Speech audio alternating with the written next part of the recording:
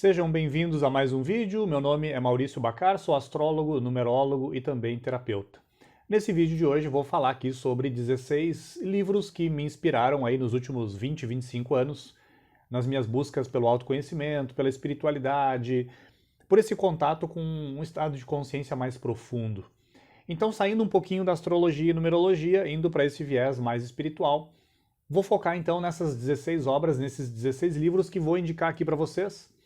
Não vou indicar aqui nenhum link de compra, nada disso, eu vou indicar os nomes e aí vocês procurem aí em sebos, internet, enfim, dão uma olhadinha porque realmente são livros muito bons, são livros muito profundos.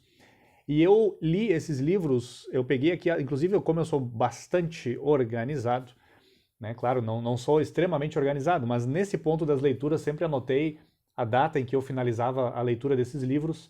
Então são livros que eu vim lendo aqui desde 2008 para cá. E aí eu fui olhando a lista, peguei esses 16 aqui que ao meu ver são os principais. Então sem enrolação, vamos lá. Vou começar a falar um por um aqui, não vou falar tanto, vou só citar eles, falar um pouquinho de cada um.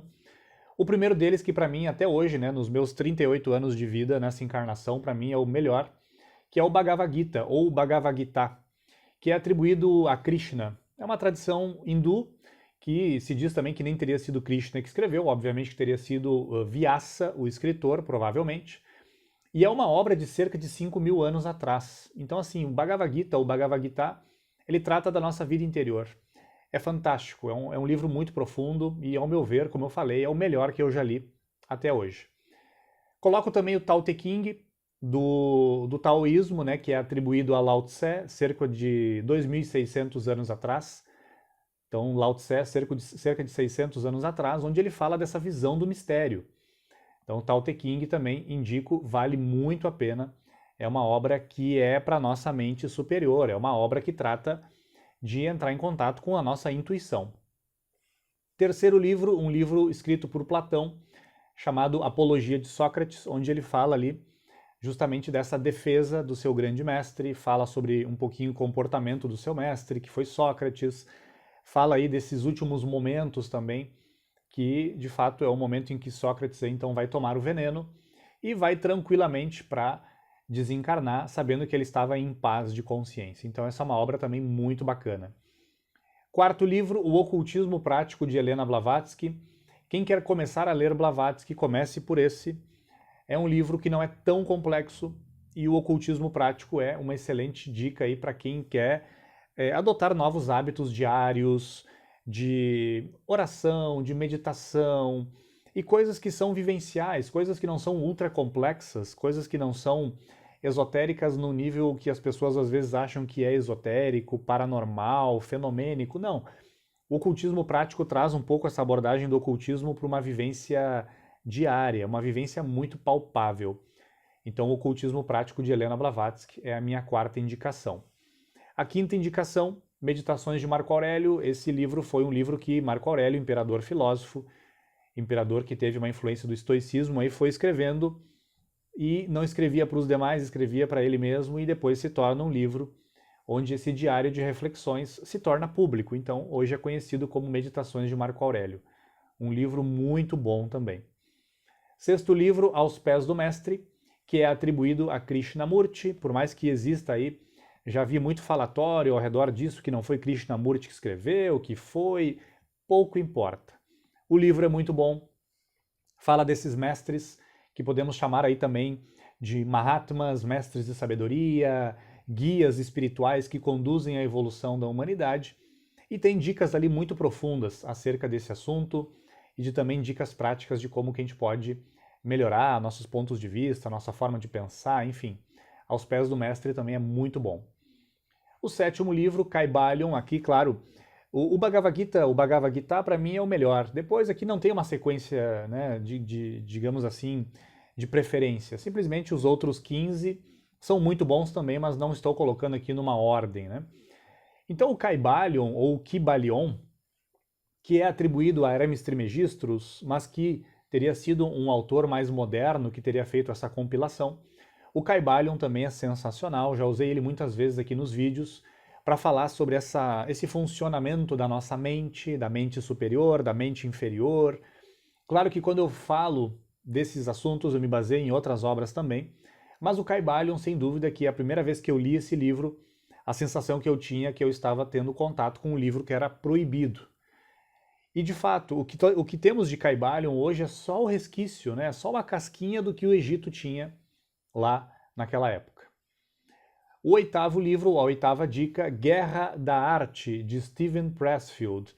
Guerra da Arte é um livro raro, assim, de se achar fisicamente, mas é um livro muito bom também, que trata dessa nossa resistência interna de avançarmos, a resistência interna de segurarmos a expressão espiritual, de segurarmos muitas vezes a expressão da nossa criatividade e do nosso poder de criação, justamente por resistências emocionais e mentais. Fala muito sobre o medo, né? E todos nós temos medo.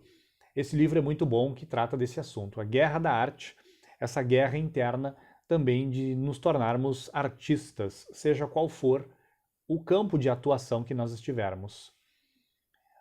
Nono livro, uma biografia de Helena Blavatsky, que a autora é Sylvia Cranston.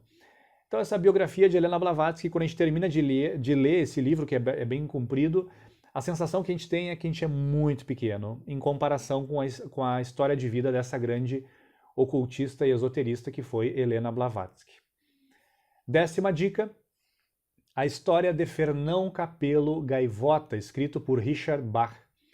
Esse livro também é muito curto, muito profundo, vale muito a pena ler. Inclusive tem uma versão mais recente que tem um capítulo adicional.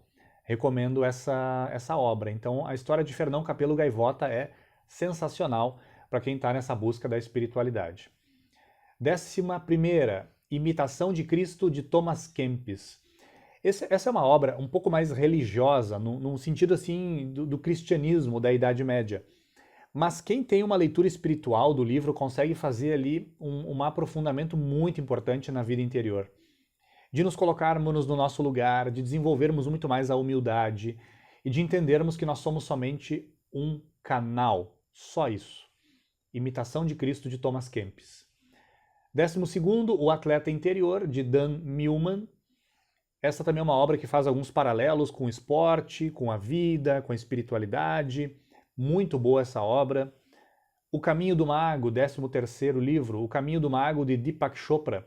Esse livro realmente me impactou, me surpreendeu, não esperava que fosse tão profundo. É um livro sensacional, vale muito a pena ler esse livro, O Caminho do Mago, de Deepak Chopra. 14º, O Poder do Pensamento, de Annie Besant. Outro livro também que me surpreendeu muito, porque é muito comum esses títulos, né? O Poder do Pensamento, O Poder do Agora. O Poder do Agora também, do Eckhart Tolle. Eu não botei nessa lista, mas vale muito a pena. O Poder do Pensamento, né? Esse é um título que parece aquele título meio que jargão, assim, né? Mas é muito boa essa obra, fala do poder do pensamento a nível individual e a nível coletivo também. 15º, A Voz do Silêncio, de Helena Blavatsky, um livro um pouco complexo, mas também muito importante para a gente entender que dentro desse silêncio interior que a gente pode alcançar, existe muita voz. A voz do ser, a voz do espírito, a voz divina que é preciso acessar. Então, A Voz do Silêncio, de Helena Blavatsky. E a 16ª dica, um livro um pouco controverso, porque tem gente que acha que não faz sentido, outros dizem que faz muito sentido.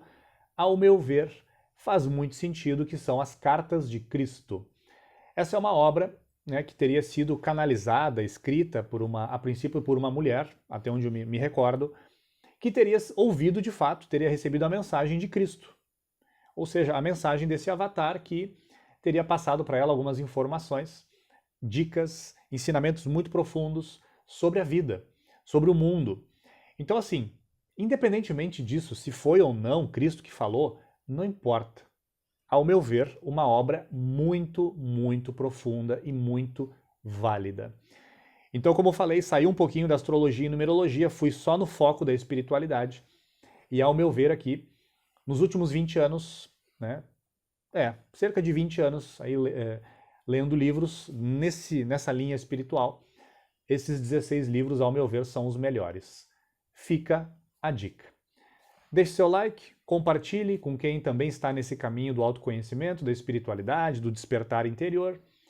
Se ainda não é inscrito, Se inscreva no canal, né, e ative o sininho para receber todas as notificações e até o próximo vídeo. Um fraterno abraço a todos vocês.